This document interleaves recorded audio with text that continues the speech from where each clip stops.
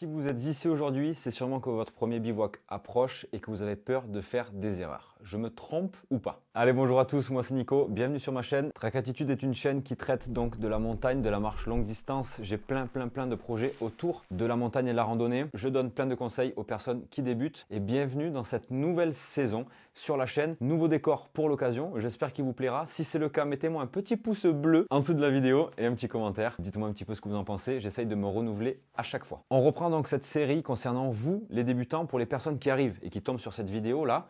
J'ai déjà fait plein de vidéos concernant les débutants. Je suis ici pour vous aider, pour vous donner plein de tips, de bons plans, etc. Aujourd'hui, je vais vous citer 5 erreurs récurrentes que les débutants peuvent faire et je vais essayer donc d'y répondre, de vous trouver des solutions, des petites astuces, etc. Je précise que ces erreurs-là, c'est possible que je les ai faites moi aussi quand j'ai commencé la rando. Donc, je sais de quoi je parle. On a tous été un petit peu dans le même bateau quand on a commencé, c'est normal. Première erreur que j'ai pu noter, c'est de partir en montagne avec des chaussures neuves.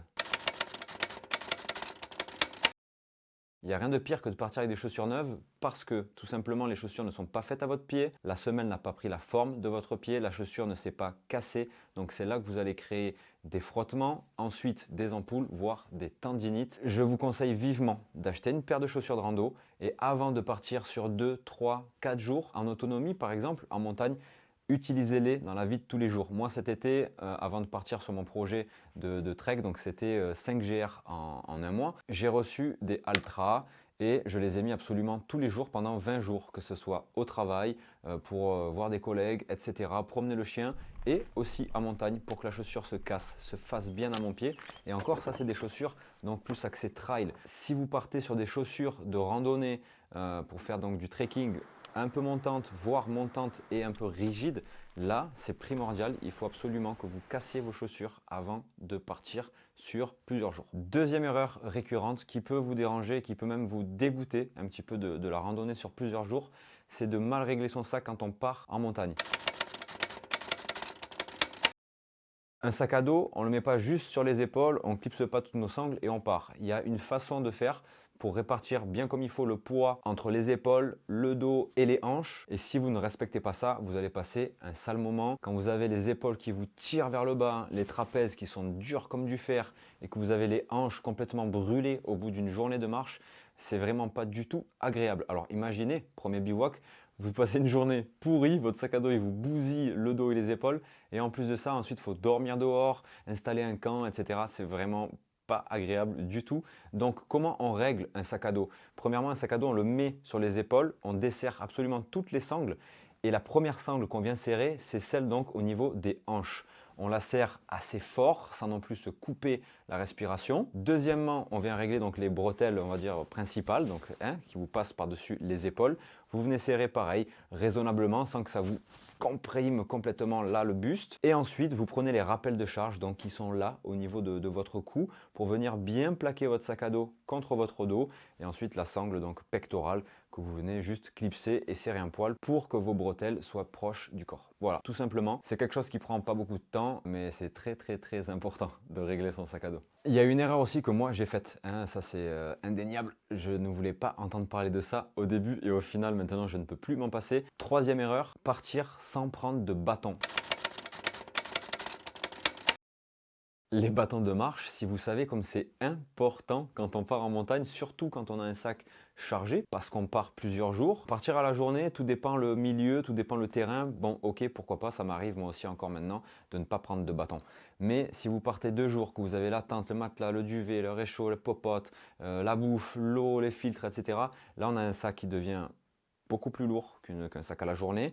Et forcément, si c'est pour partir 2 jours, c'est pour aller dans des endroits un petit peu reculés, où il va falloir donc un petit peu marcher, 4, 5, 6 heures. Et le lendemain, pareil. Donc, elle est là, l'importance des bâtons. Les bâtons, c'est entre 25 et 35% de répartition du poids dans les bras. Ça, c'est super important. Imaginez toute la charge que vos jambes prennent tous les jours quand vous marchez avec un sac à dos. Répartissez un petit peu cette charge dans les bras. Quand vous marchez, vos bras ne vous servent à rien. Donc autant les utiliser. Ça permet de soulager donc vos jambes articulations, tendons, etc. Dans les descentes, vous pouvez retenir un petit peu les chocs. Vos genoux, ils vont vous remercier, ça c'est certain. Et dans les montées, ça vous permet d'avoir une bonne emprise et de pouvoir bien pousser sur les bras et les jambes en même temps. C'est quand même plus agréable. Allez, quatrième erreur que j'ai faite aussi à l'époque, c'est de partir pour un bivouac sans avoir testé son matériel.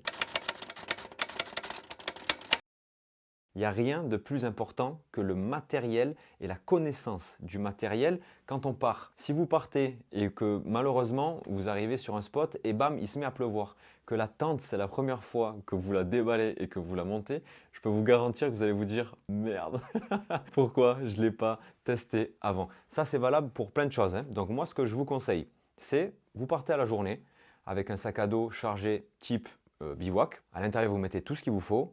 Et tout au long de la journée, vous allez vous arrêter, vous allez vous servir de votre réchaud, le visser sur une cartouche de gaz, mettre votre popote dessus, voir si c'est stable, pas stable, est-ce que la popote est adaptée au réchaud et inversement.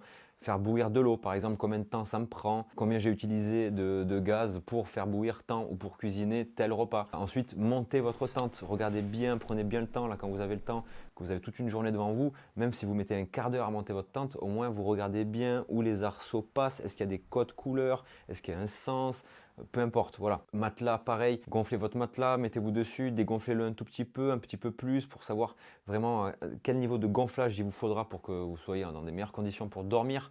Voilà, il y a plein de choses comme ça, mais c'est très important, faites-le bordel. Juste pour vous donner un exemple, moi à la maison, quand je reçois du matos, j'ai un grand jardin, j'installe tout. Si c'est une tente, j'installe ma tente, dedans je mets un matelas, un duvet, un réchaud que je vais recevoir, je vais l'utiliser direct à la maison, pour qu'ensuite je puisse m'en servir plus facilement, avec beaucoup plus de facilité et de plaisir quand je suis donc sur le terrain. Voilà, ça c'est un conseil que je vous donne et respectez-le à la lettre. Allez, petite pause dans la vidéo pour les personnes qui ont besoin de s'équiper, pour les personnes qui débutent et qui cherchent du matériel de randonnée. Je suis en partenariat avec lyophilisé.fr. C'est un site français qui revend du matériel et des repas lyophilisés, stérilisés, barres céréales, etc. Le SAV est au top et en plus de ça, je vous fais bénéficier de 10% de réduction sur tout leur site grâce à mon code promo qui s'affiche à l'écran. Je pense que c'est une belle opportunité pour vous. Moi, ça m'aide à développer ma chaîne. Donc, n'hésitez pas, le lien est dans la description. Merci à eux de me soutenir. Merci à vous de passer par mon code. Et on passe donc à la cinquième et dernière erreur que vous pouvez faire lorsque vous allez partir en bivouac. Une fois que toutes les premières erreurs ont été évitées, forcément, il arrive le moment où vous allez donc devoir dormir dans votre tente ou autre, peu importe. Et là, vous allez devoir gonfler votre matelas. L'erreur que quasiment tout le monde fait, c'est de gonfler son matelas à la bouche. C'est sûr, ça paraît simple et logique. La chose à savoir, c'est que si vous utilisez un matelas qui est isolé, si vous gonflez votre matelas à la bouche, forcément, vous allez expulser de l'air, donc à l'intérieur des boudins, qui sera chargé en humidité. L'humidité de votre air va se déposer donc sur la fibre isolante du matelas. Et là, forcément, on va perdre en efficacité et vous allez vous retrouver avec un matelas qui va vous isoler beaucoup moins, voire quasiment plus. Tout dépend de la air value de votre matelas. Il est donc important de gonfler votre matelas avec autre chose que votre bouche. On en revient juste après. Vous pouvez éventuellement gonfler avec votre bouche un matelas qui n'est pas isolé. Donc un matelas qui va vous permettre donc de faire du 2 saisons avec une air value, c'est le pouvoir d'isolation, équivalent ou inférieur à 2. Là, vous n'aurez pas donc de protection, d'isolation à l'intérieur. Donc là, la fibre ne prendra pas toute l'humidité. Par contre, vous allez développer des bactéries à l'intérieur et donc réduire un petit peu la durée de vie de votre matelas. Si vous le mettez en plein soleil, vous verrez tôt ou tard qu'il se crée à l'intérieur des sortes de pseudo-champignons un peu bizarres. Donc voilà, ce n'est pas forcément très recommandé de gonfler son matelas à la bouche. Comme je vous disais, donc, il existe des alternatives. Vous pouvez utiliser des pompes-sacs, on appelle ça, donc c'est des sortes de sacs étanches avec une valve qui s'adapte à la valve de votre matelas en fonction des marques, bien évidemment, comme d'habitude. Vous allez venir prendre de l'air, pousser à l'intérieur et là, il n'y aura donc pas d'humidité à l'intérieur de votre matelas. Sinon, il existe des petites pompes qui se rechargent ou en USB ou à pile, ou pareil, c'est une valve qui taque 5 briques dans votre matelas et là, vous avez juste appuyé sur un bouton et ça va gonfler votre matelas. Tout ça, c'est fait donc pour éviter de gonfler son matelas à la bouche et de se retrouver un petit peu emmerdé après. Voilà. Eh bien, on arrive à la fin de cette vidéo. J'espère qu'elle vous aura plu, j'espère qu'elle vous aura aidé. S'il y a des personnes qui débutent et qui hésitaient un petit peu à partir en bivouac parce qu'ils avaient un peu peur, maintenant, je pense que vous pouvez y aller. Ne reproduisez pas ces erreurs-là.